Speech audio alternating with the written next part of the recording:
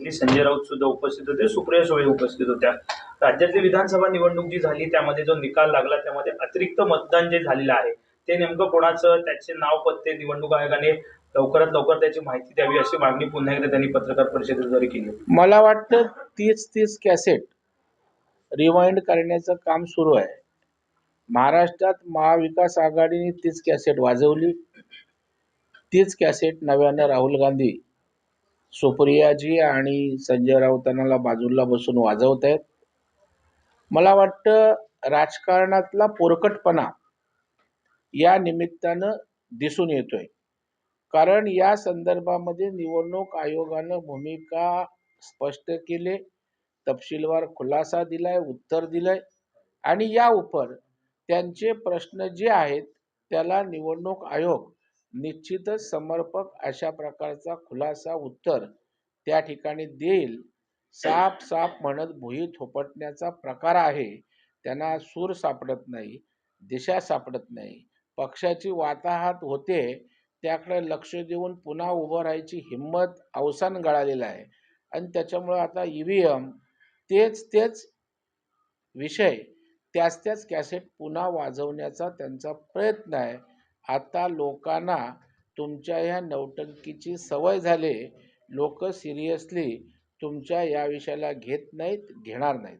संजय राऊत बोलतायत की महाराष्ट्राचा जो हा पॅटर्न आहे वाढलेल्या मतदारांचा आणि बदललेल्या निकालाचा तो दिल्लीत सुद्धा दिसू शकतो. कुठेतरी दिल्लीतला पराभव दिसतोय का? मला वाटतं दिल्लीतला पराभव त्या ठिकाणी स्पष्ट त्यांना दिसतोय आणि पराभवाची मानसिकता आत्ताच करून त्याचं विश्लेषण त्या ठिकाणी करण्यासाठी ग्राउंड बनवण्याचा हा प्रयत्न आहे. म्हणजे अगोदर आम्ही बोललो होतो ते खरं झालं अशा प्रकारचं नॅरेटिव्ह सेट करण्याचा प्रयत्न आहे.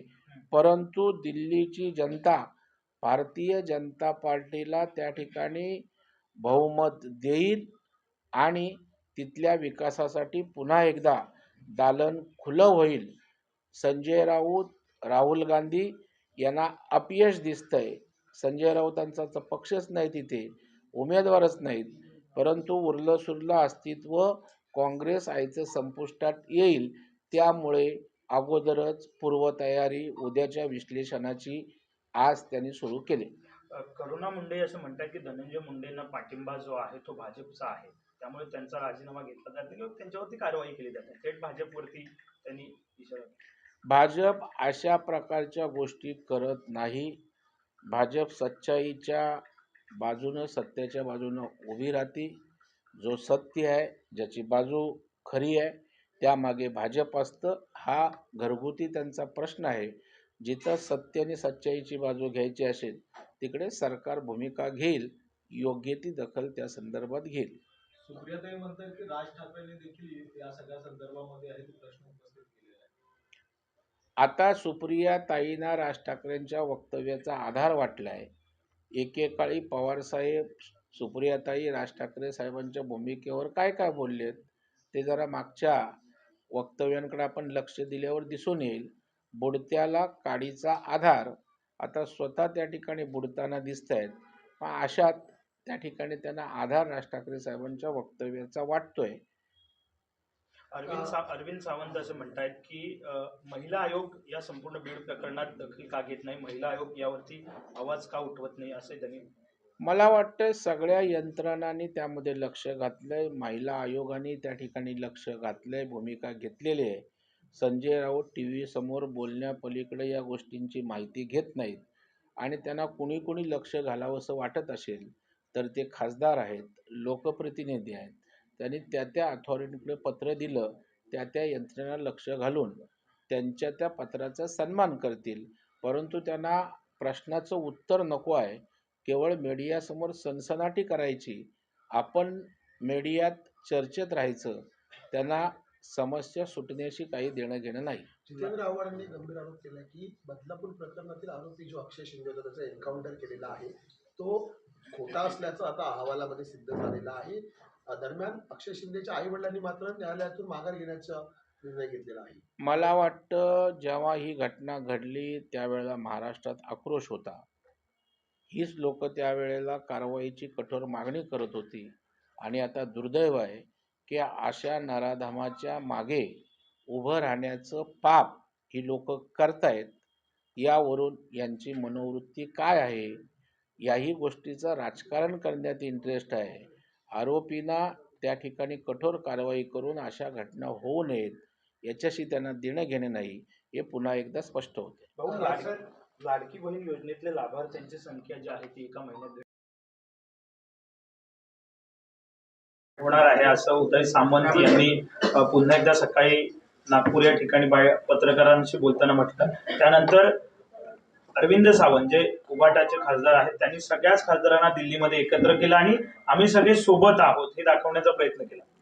मला वाटतं ज्या वेळेला शिंदे साहेबांनी त्या ठिकाणी उठाव केला त्यावेळेला उद्धवजी ठाकरे साहेबांसोबत वर्षावर उदय सामंत, गुलाबराव पाटील हे सारे नेते सोबत होते.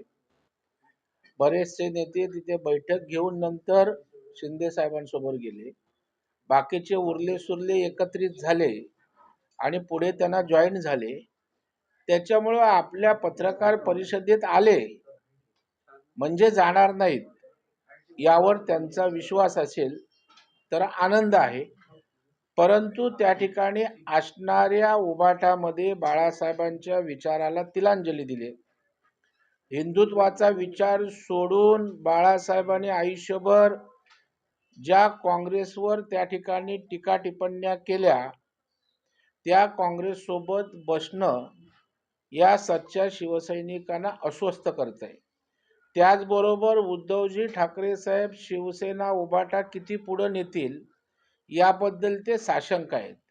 त्याचबरोबर खासदारांना त्याच्या मतदारसंघामध्ये केंद्राच्या माध्यमातून राज्याच्या माध्यमातून विकास करण्यासाठी गती घेण्यासाठी त्या ठिकाणी सरकारचा आश्रय मदत आवश्यक आहे. आणि मग ज्या विकासासाठी निवडून येतो तो विकास होत नसेल तर शेवटी ते लोकप्रतिनिधित्व काय करायचं आहे अशा प्रकारच्या वेगवेगळ्या अर्थानं हे खासदार निश्चितच त्या ठिकाणी शिंदेसाहेबांसोबत जाऊ शकतात किंवा वेगळा पर्याय स्वीकारू शकतात यावर विश्वास ठेवायला त्या ठिकाणी परिस्थिती आहे. भाऊ, महाराष्ट्रात टायगर ऑपरेशन सुरू आहे तर दुसरीकडे दिल्लीमध्ये लोटस ऑपरेशन सुरू असल्याची देखील चर्चा सुरू झालेली, कारण की दिल्लीच्या निवडणुकीचा निकाल उद्या लागतोय.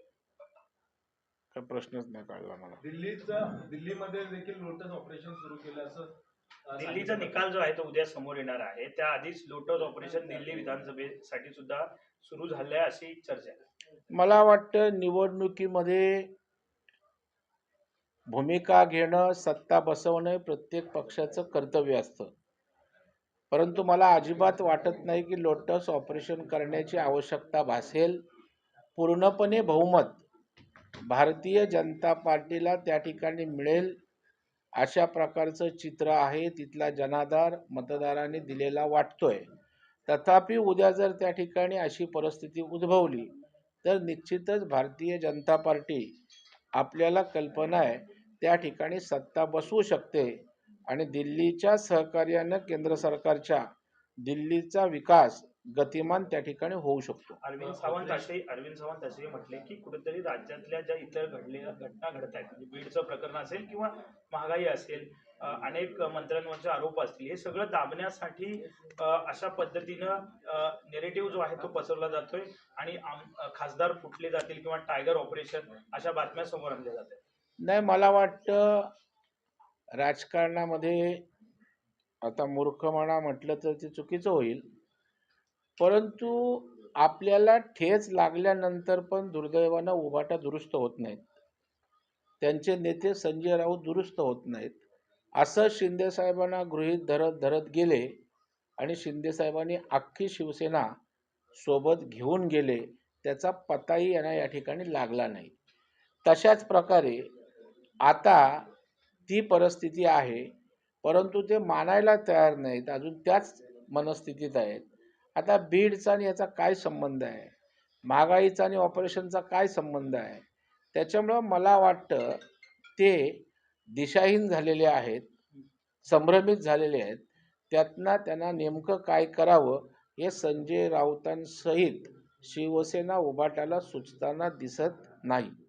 त्यांचा लाभ जो आहे तो काढून घेण्यात आलाय, विरोधक टीका करत आहेत. मला वाटतं विरोधकांचं कामच टीका करणं आहे.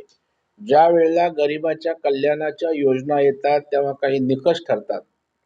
त्या आधारावर त्या ठिकाणी ती योजना बनत असते. लाडक्या बहिणींच्या योजनेचे निकष जे आहेत त्या गरजू आणि गरीब महिलांसाठी त्या ठिकाणी योजना आहे. आणि जर त्या ठिकाणी IT भरणारे, टॅक्स पेअर, पैसेवाले चुकून त्या ठिकाणी आले असतील, अनवधानाने त्या ठिकाणी आले असतील, तर मला वाटतं अशा लोकांच्या संदर्भातच ती भूमिका आहे.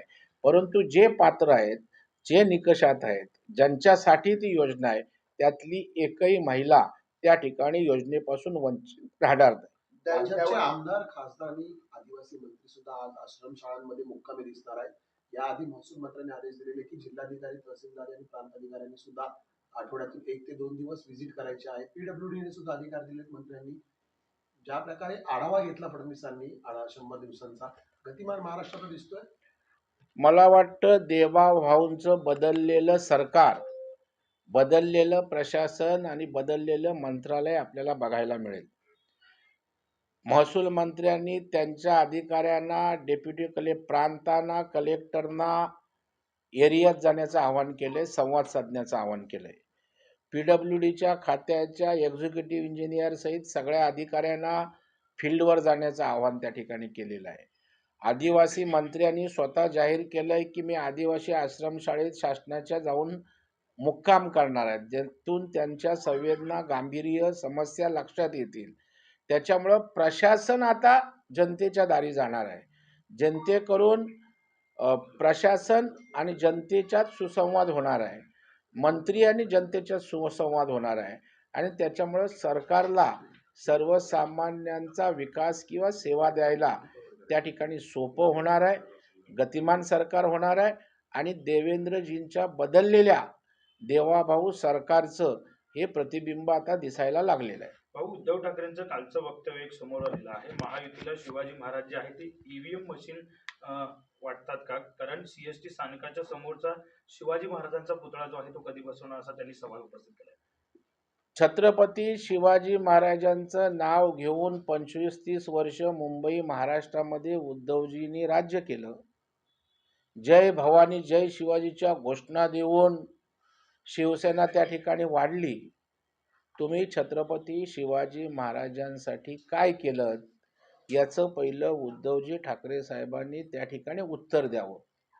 त्याच्यामुळं आपण छत्रपती शिवाजी महाराजांचा विचार, हिंदवी स्वराज्याचा विचार, त्या ठिकाणी गडकिल्ल्यांचं संरक्षण, त्यांच्या त्या ठिकाणच्या असणाऱ्या सोयीसुविधा या संदर्भात आपण काय केलं, त्याच्यामुळे उद्धवजी ठाकरेंची बोलाची कडी बोलाचा भात आहे.